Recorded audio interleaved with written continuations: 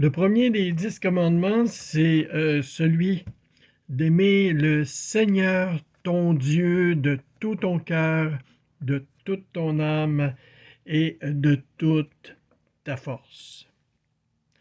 Alors, c'est une réflexion que je vais faire tout au long de la semaine, à la suite des 10 paroles que Moïse a reçues et que l'on peut lire à tour de rôle dans des passages du Deutéronome et de l'Exode.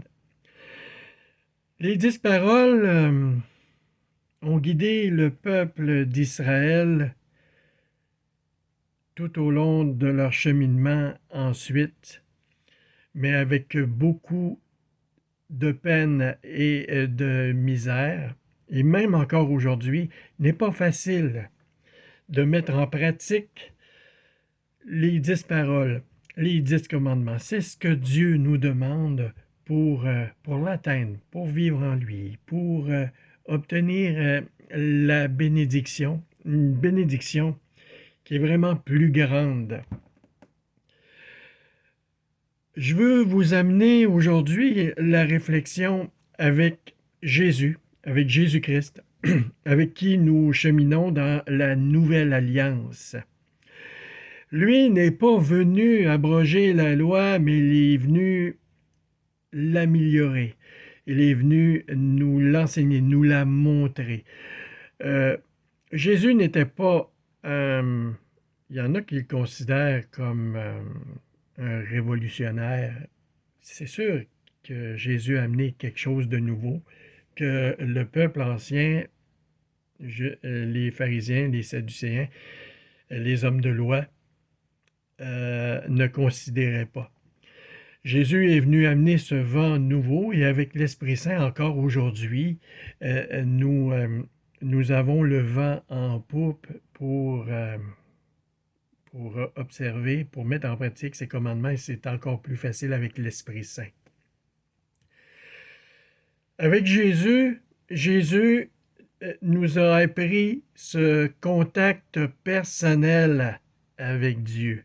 Alors que le peuple, c'était avant tout, l'expérience de Dieu était politique, était un mouvement de groupe, un mouvement de population. Alors que avec Jésus, il nous montre, il a montré le Père, la bonté du Père, nous a montré par des paraboles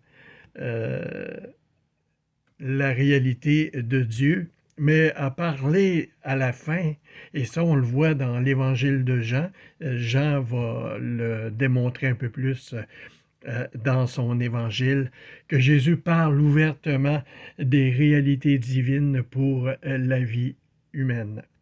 Avant d'aller plus loin, si vous aimez l'ensemble de mes vidéos ou celle-ci, faites le petit pouce en l'air et ça m'aiderait grandement, un commentaire de votre part, suggestion, n'importe quoi, et abonnez-vous à la chaîne et amenez des gens à la chaîne. Il y a beaucoup de personnes qui font des vidéos comme moi je fais et ça répond à une demande, à différentes demandes. Et on est plusieurs avec des appels différents, mais un appel commun, c'est de servir le Seigneur et d'actualiser sa parole. Alors moi, j'ai à cœur de le faire et c'est le Seigneur qui me pousse à le faire. Alors, vos commentaires, vos encouragements, et je le fais de façon gracieuse. Alors, on poursuit. Tu aimeras le Seigneur ton Dieu de tout ton cœur, toute ton âme, de toute ta pensée. Et Jésus établit ce lien entre la nécessité d'aimer Dieu et le siège de nos pensées. On pense à toutes sortes de choses pendant la journée, et des choses plus ou moins agréables, plus ou moins élogieuses, parce qu'on est pris de toutes parts par toutes sortes de préoccupations. Mais Dieu nous invite, Jésus nous le rappelle, nous invite à penser à lui. L'amour que Dieu attend de nous est un amour bien pensé, est un amour réfléchi, un amour entièrement responsable. Ce n'est pas un coup de foudre, c'est pas un sentiment, c'est... Bon, oui, c'est un sentiment, mais c'est pas un feeling qu'on reçoit comme ça. D'aimer Dieu, c'est à travers et c'est à travers tout ce que nous sommes, c'est à travers tout ce que nous faisons. Et c'est là la logique de tous les 10 commandements, des 9 qui vont suivre après celui-ci. Et le premier, le plus important, tu aimeras le Seigneur ton Dieu de tout ton cœur, de tout ton cœur, de toute ton âme, de tout ce qui fait ton existence et de toute ta pensée. Et à chaque jour, à travers toutes les occupations que tu fais, le Seigneur doit occuper cette grande place. Un amour qui engage. Et je le répète, les 9 autres commandements sont très concrets. Nous allons le voir dans les prochains jours. En effet, le véritable amour, c'est le don de soi. Et il l'a démontré d'ailleurs, et la croix. Et c'est cet avantage que nous avons par rapport à nos ancêtres, à ceux qui ont reçu le décalogue, les 10 paroles. Jésus a concrétisé ça, cet amour total, ce don total de tout cœur, de toute âme et de toute la pensée. Alors qu'il était sur la croix, Jésus a mis en pratique ce commandement. Tu aimeras le Seigneur ton Dieu de tout ton cœur, de toute ton âme et de toute ta pensée. Il n'y avait pas le choix parce qu'il était pris de tout son être et de toute sa pensée. Aimer Dieu de toute notre pensée, c'est l'aimer en ayant pleinement mesuré le prix de l'engagement, mais aussi être tout à fait conscient de nos limites, de ce qui pourrait nous décourager. Quand on pense à tout ce qu'on a à faire au début d'une journée, au début d'une semaine, au début d'un mois, c'est décourageant, mais si nous prenons petit peu par petit peu ce que nous avons à faire et avec l'aide du Seigneur, ce sera facile et ce sera un joug léger. Un amour bien pensé va se garder de dire avec suffisance, comme va le dire Pierre, même s'il fallait mourir avec toi, je ne vais pas te renier. Ça, c'est dans Matthieu 26, 35. Et dans les heures qui suivirent, il va le renier. On est fragile, les êtres humains. Hein? On va dire des choses sur le coup des émotions, sur le coup d'un feeling.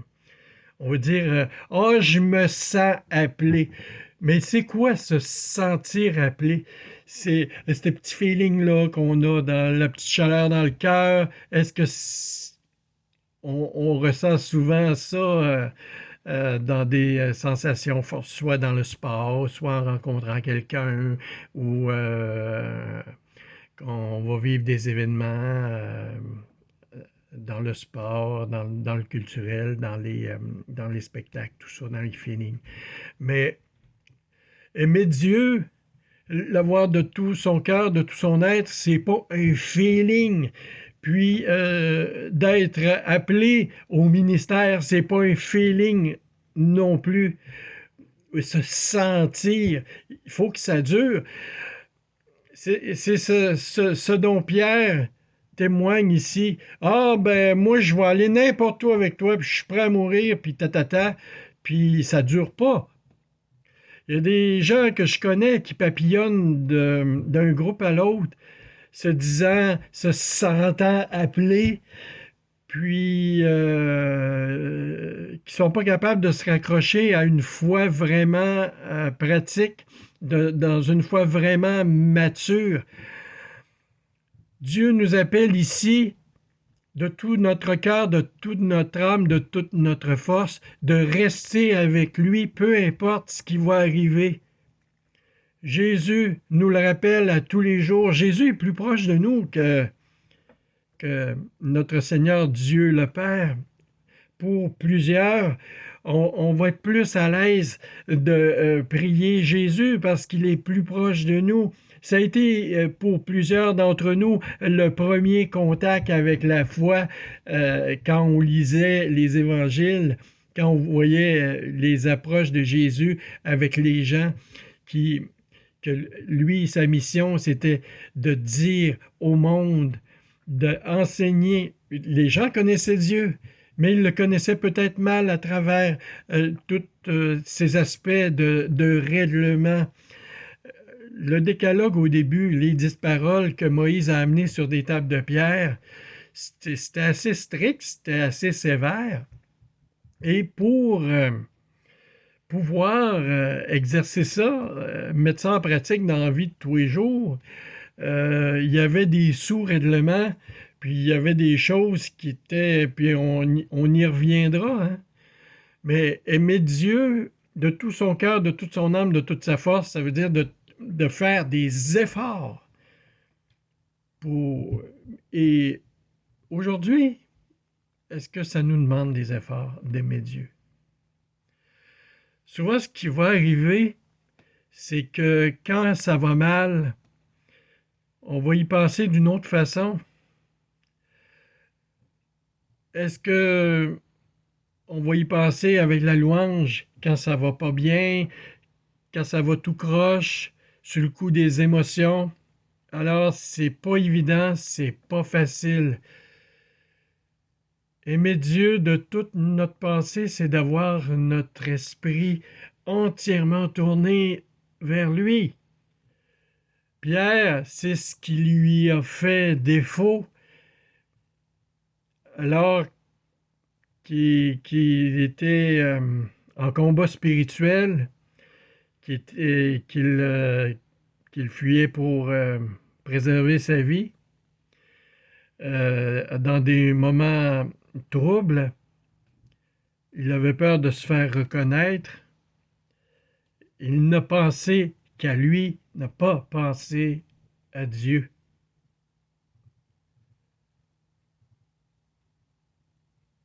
Je vais vous donner une comparaison pour comprendre.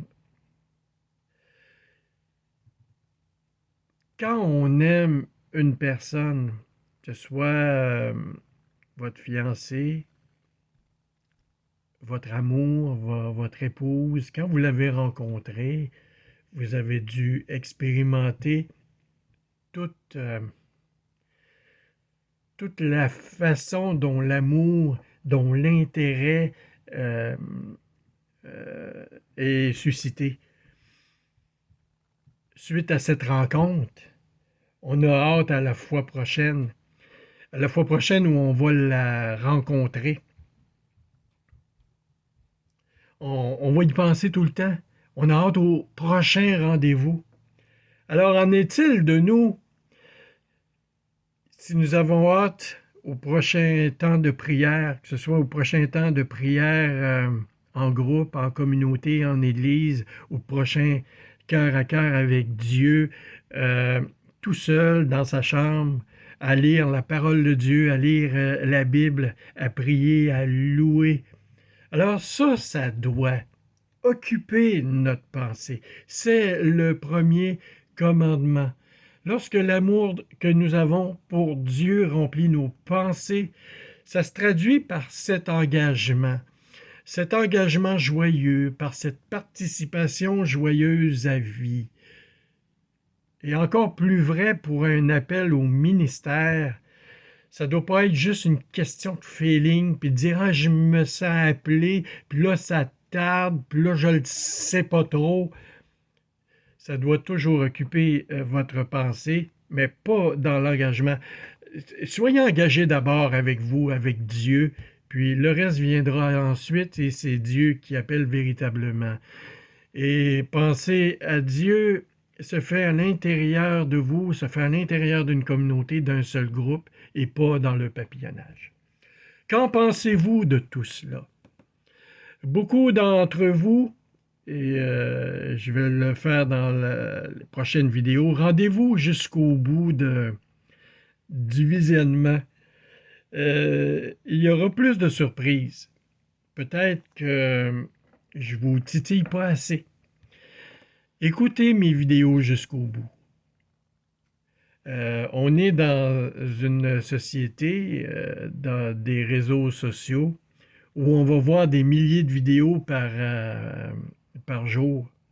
On va se rendre au bout d'une vidéo de perroquet qui chante, vidéo de chats, de chiens, des pranks de toutes sortes. On voit passer ça dans les shorts vidéos, tout ça.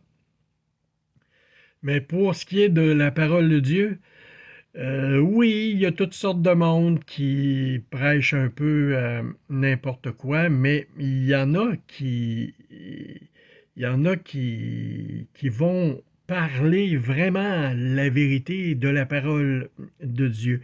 Et si vous tombez sur cette chaîne, c'est pas pour rien, c'est pas par hasard. Puis, vous voyez le nombre d'abonnés que j'ai. Je ne suis pas dans les milliers d'abonnés, mais vous êtes là, fidèles à regarder.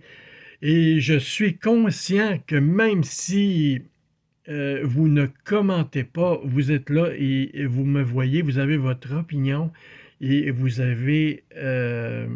cheminez avec mon petit grain de sel que je fais presque toutes les semaines, presque toutes les semaines, presque tous les jours maintenant.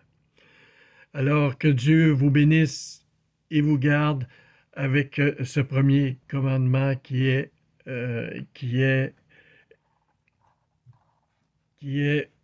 de garder Dieu vraiment vivant dans son esprit.